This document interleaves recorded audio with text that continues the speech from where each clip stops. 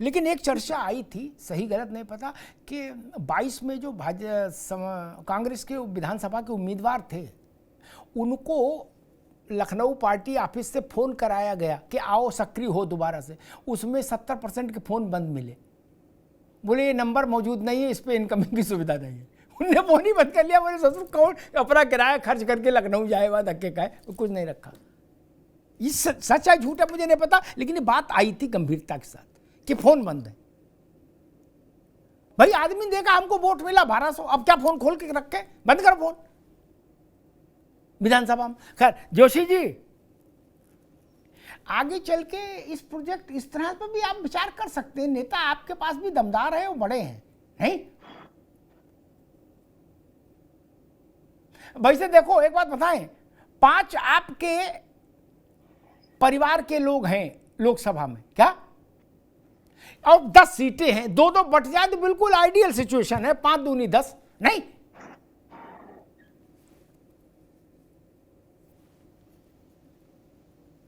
अभी अमिताभ जी, मैं रोहित भाई को सुन पा रहा था, अपने छोटे भाई को।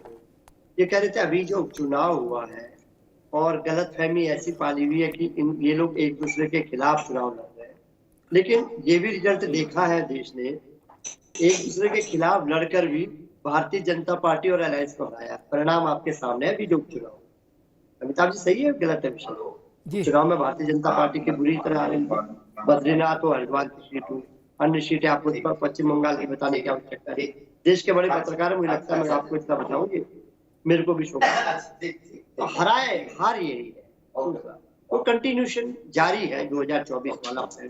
और अभी उपचुनाव में भी अब 10 का परिणाम तो आ ही जाएगा, और हमारे को तो इधर उधर की बात ही नहीं करनी है। और नई बात, आपने जो सुझाव दिया है, आप सुझाव देते हैं, आप देश के पत्रकार, आप सुझाव, आपके सुझाव को सब लोग एक बार जरूर सुनते हैं, क्योंकि बहुत गंभीर पत्रकार आप हैं। लेकिन हम उसी रास्ते पे चलेंगे, क्योंकि हमारे जब हम चुनाव हारे थे ना 17 में, 19 में, 22 में, भरपूर रूप से सब लोगों ने, चाहे मीडिया हो चाहे हमारे विपक्षी हो, तो माननीय अखिलेश यादव जी को कहा था कि आप हार का कारण।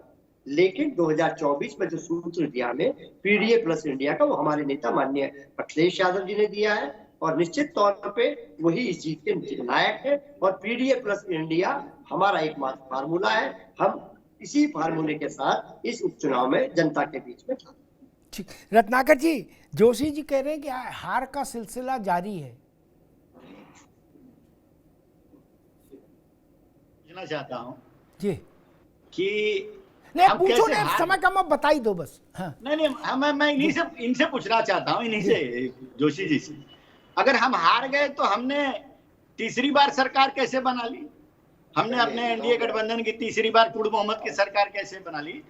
जरूर हमारी सीटें कुछ कम हुई है, लेकिन ये जो लोगों में के अंदर परसेप्शन बनाने का जो एक इनका यही परसेप्शन बना रहे हैं ना, मैंने आपको बोला ये झूठ बोलकर परसेप्शन बनाने का काम करते हैं। हमारे नहीं है भाई, हमारा सीट कम हो और हमने आपको हराया है।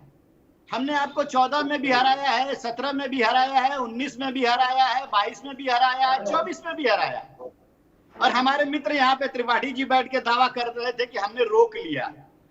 अरे भैया, ऐसे ही अगर रोकना है तो हम तो ईश्वर से प्रार्थना करेंगे कि हर बार ऐसे ही रोकिए और हम हर बार ऐसे ही सत्ता में आए।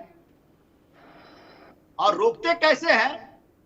और कहते हैं कि हमारे मेहनत का परिणाम है और हम रोकते हैं इनको।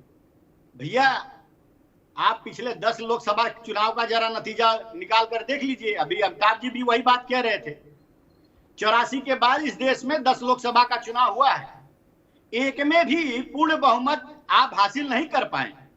और पिछले 3 लोकसभा के चुनाव में अगर तीनों को अगर एग्रीगेट कर दिया जाए, मिला दिया जाए, तो भी आप 240 नहीं है।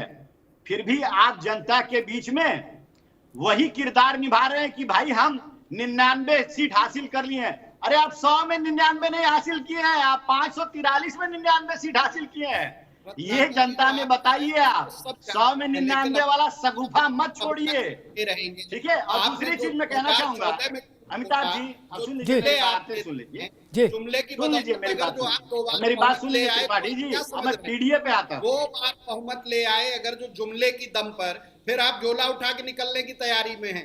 अरे राहुल गांधी की तरह आप भी दावा कर रहे हैं। राहुल गांधी ने तो खुले मंच से दावा किया था पत्रकारों और देशवासियों, लिख के रख लो, तीसरी बार नरेंद्र मोदी जी नहीं प्रधानमंत्री पद का शपथ लेंगे। ये तो आपके नेता से दावा कर रहे थे, वैसे ही आप दावा कर रहे हैं यहाँ पे बैठ करके। बॉडी लैंग्वेज से भी पता लगता है। 10 सीट का दावा कर रहे हैं ना, आपको तो एक सीट अगर समाजवादी पार्टी दे देगी तो धन्यवाद समझिए, अब वो भी जीतने की स्थिति में नहीं है।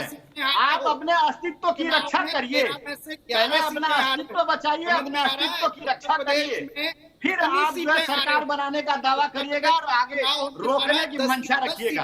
अब मैं बात कर लेना चाहूंगा अमिताभ जी पीडीए के ऊपर।